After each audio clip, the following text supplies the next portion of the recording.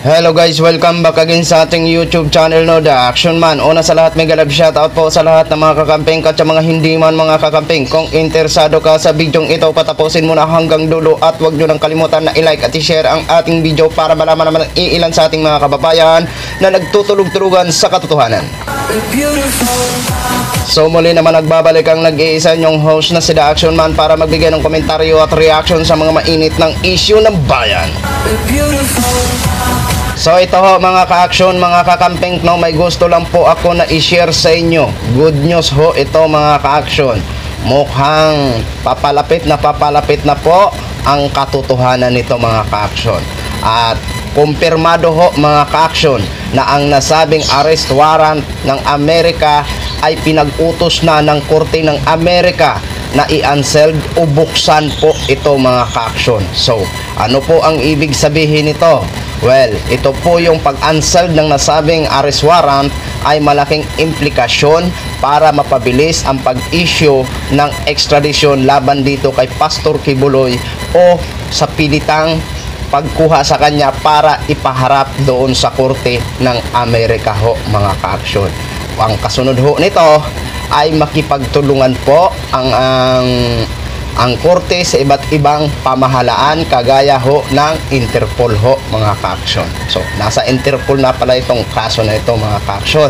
At siyempre ang susunod nila na hakbang ay makipagtulungan sila o makipag-coordinate dito sa Department of Justice dito kay Remulla ho mga ka-action. Pero wala na pong problema dito sa ating DOJ kasi sila na ang may sabi na hinihintay na lang nila ang request o extradition na para arestuhin ito o i-turn over si Pastor Kibuloy ho mga ka-action. Okay, ito yung sinasabi natin. Lumusot man siya kay Senadora Reza Hontiveros sa US Court, hindi na ho siya lulusot ho mga ka-action. At ito pa, dagdag pa ni Padilla, bayani daw ang turing niya dito kay Pastor dahil sa malaking tulong na ano daw sa ating bansa ho mga ka-action. Sana all may tulong sa ating bansa. O ito ho, pakinggan po muna natin to mga ka-action. Pwede nang isama sa red notice ng Interpol si Pastor Apollo Kibuloy. Yan ay matapos si utos ng Korte sa Amerika na i-unseal o buksan ang kanyang arrest warrant. Narito ang aking report.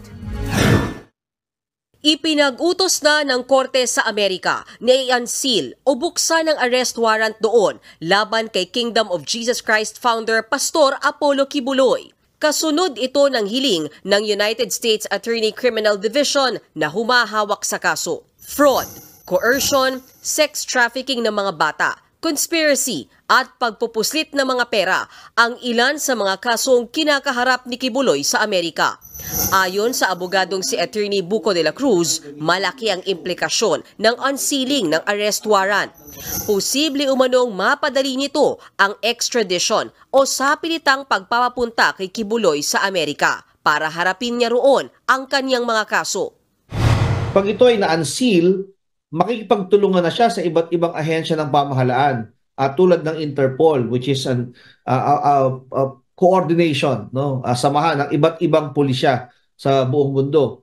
So malalagay na siya sa red notice. Pagdaan niya sa anumang airport, maaari na siyang i-detain. So yung unsealing ay bahagi ng extradition process. Ibig sabihin, ang susunod ng hakbang ay hihingi sila ng tulong sa ating Department of Justice upang i-serve ang warrant or i-extradite at ipadala sa Amerika ang akusado. Nauna nang pinabulaanan ng kampo ni Kibuloy ang lahat ng aligasyon laban sa kanya.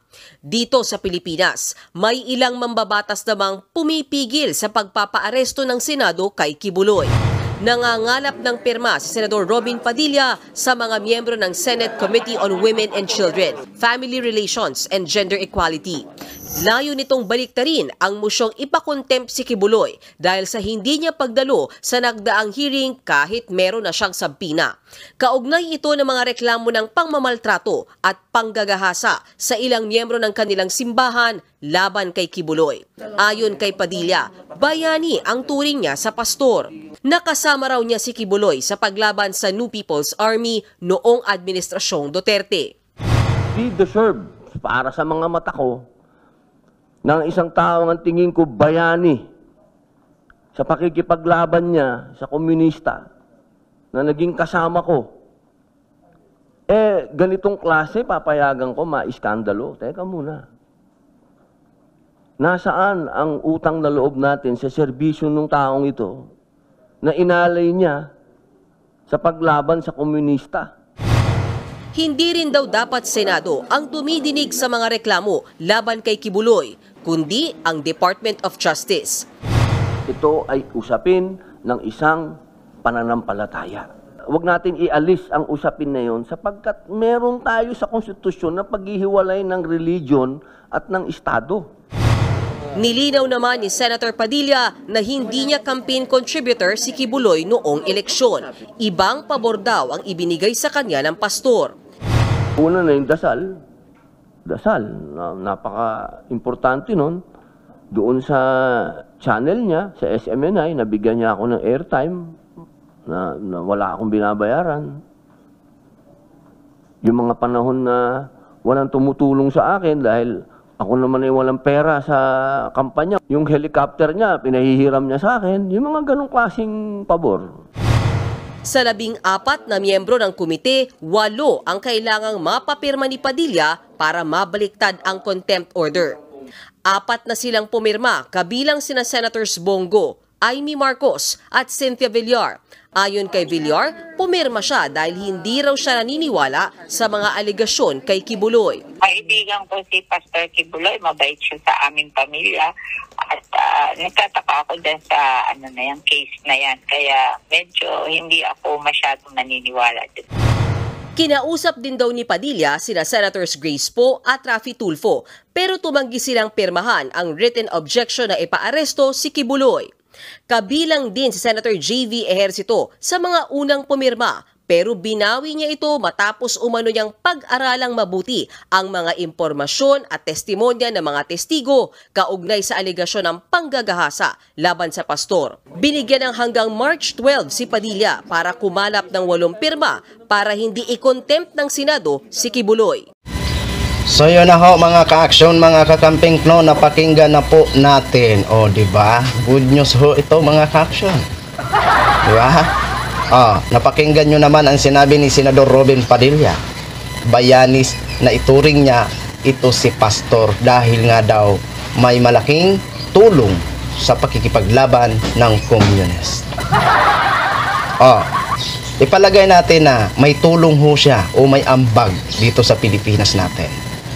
Sapat na ba yun para i-exempted siya sa mga kasalanan niyang ginagawa? O ayaw mo lang talaga na ipakontempt dahil may malaking utang na loob ka din sa kanya? Itong problema kay Robin, hindi niya iniisip. Hindi porket na may tinulong ito si pastor sa bansa natin kung totoo man, ay magiging exempted na siya. Hindi pwede yun. Di ba? Lahat, anuman ang tinulong mo, kahit sandimak makapatumulong dito sa bansa natin, kapag magkamali ka, ay dapat kang parusahan. Yun yung batas, Robin Padilla. Yan sanang isipin mo, ha? Wag puro tanaw ng utang na loob. Dahil ang mga biktima, hindi mo rin naisip ang kanilang mga damdamin, di ba? Ewan ko lang ho sa inyo, Robin. Ilang days na lang, ha? Makipagsabayan tayo sa pakikipaglaban nila sa loob ng 7 days. Kung sila sumisigaw, tayo din mag-iingay para kay Senador Risa Hontiveros sa kanyang laban na ito. Kaya walang bitawan mga ka-aksyon, mga kakamping. Wag na wag ho kayong mawalan ng pag-asa.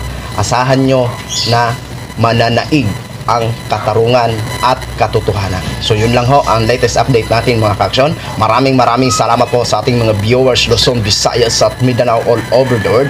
Ako po ang inyong lingkod, si The Action Man. Good morning everyone. Beautiful.